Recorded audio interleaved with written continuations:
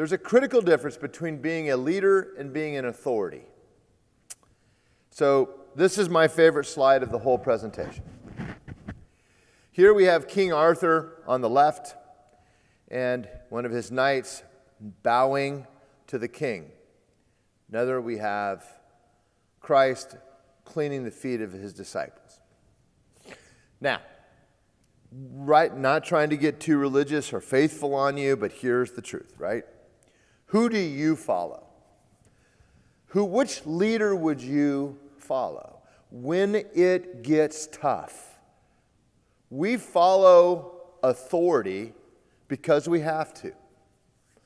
We have a crisis of leadership in the United States, but you know what? We've always had a crisis. This is not unique. We've always had a crisis of leadership since the beginning of time, right? We know this on this pandemic. We have the leaders say, don't do this, and then in the very next statement, they're doing it, right? You can't go there, then they're doing it. We see this over and over and over and over and over. That's the difference between being an authority and being a leader. Leaders are rare, exceptionally rare. What a leader is, you would follow them willingly. You're going to follow them not because they can put you in jail or fine you or punish you. You follow them because you believe in them. That is a leader. Are you a leader of your organization?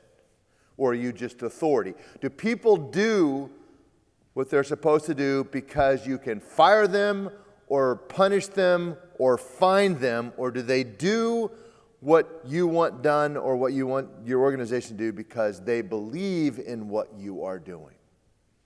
This is what leadership is. The great thing is anybody can be a leader, and people miss the mistake they make all the time. They conflate leadership with authority. As soon as King Arthur, this is the reason this is a personal problem for me, right? I'll have to admit it. When anybody talks about the royals in England, right, the royal family, I go,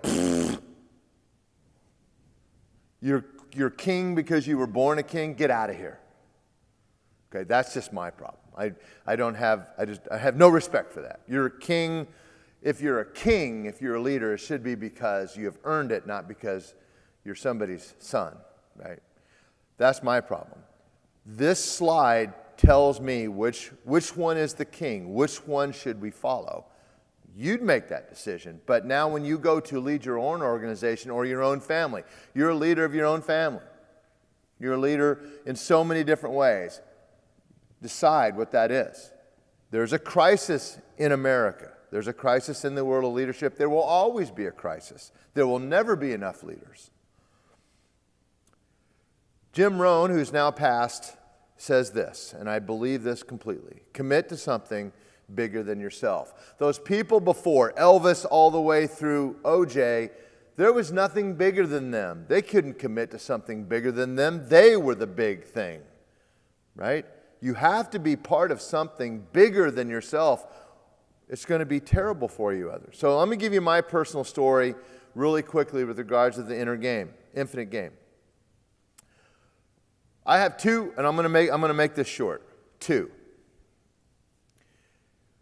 My whole goal when I started coaching in 1985, I became one of the youngest, maybe if not the youngest Division I head coach in NCAA history at 25 years old. My goal was to win the Big 8 conference and to play at the College World Series and to win the national championship, right? I was driven for that, right?